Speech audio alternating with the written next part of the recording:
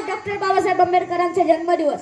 Doctor Babasaheb आंबेडकरांचे तमाम भीम सैनिक मोठे उत्साहाने साजरे करणार आहोत. डॉक्टर बाबासाहेब आंबेडकरांचा जन्म 14 एप्रिल 1891 मध्ये झाला. त्यांच्या वडिलांचे नाव रामजी सपकाळ व आईचे नाव भीमाबाई असो. Doctor Babasaheb Ambedkar is great leader. Doctor Babasaheb Ambedkar एक अष्टपैलू व्यक्तिमत्व आहे. डॉक्टर बाबासाहेब आंबेडकरांनी आपल्याला संविधान व कायदे तयार करून कसे वागावे, कसे जगावे व कसे शिकावे याचे महत्त्व फुटून दिले. शिकाल तरच टिकाल. शिक्षण हे वाघिणीचे दूध आहे. शिक्षण हे वाघिणीचे दूध आहे.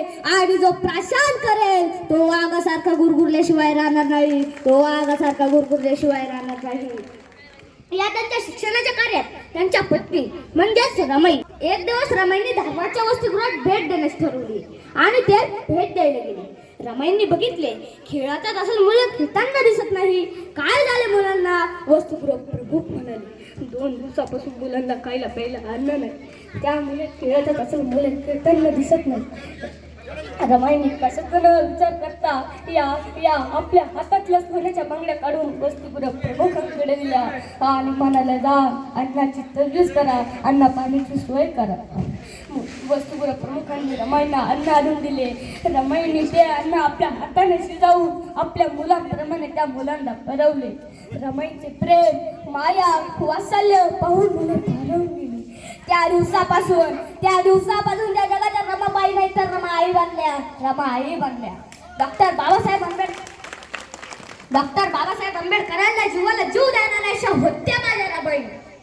डॉक्टर बाबासाहेब आंबेडकर नेहमी म्हणत जातीभेद म्हणजे समाजाला लागलेली कीड असं ते म्हणत आणि ही कीड जोपर्यंत नष्ट होणार नाही तोपर्यंत हा समाज एकत्र येणार नाही, एक संघ होणार नाही. डॉक्टर बाबासाहेब आंबेडकरांनी जातीभेदाची भिंत तोडली आणि नियतीशी युद्ध लढली.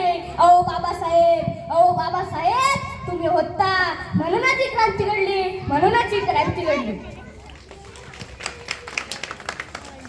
डॉक्टर बाबासाहेबांचे विचार आपल्या डोक्यावरून नाही तर डोक्यात उतरवून ही जयंती मोठ्या उत्साहाने साजरी करायची आहे. मी जाता एवढंच म्हणतो दौलत मिली जिसको वो धनवान बन गया, ताकत मिली जिसको वो पहलवान बन गया.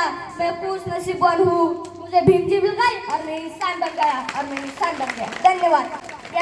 मला सर्वांनी बोलण्याची संधी दिली आणि त्यांचे आभार मानतो. मला शिक्षकांनी बोलण्याची संधी दिली आणि मी त्यांचे आभार मानतो. थांबतो. जय हिंद, जय महाराष्ट्र.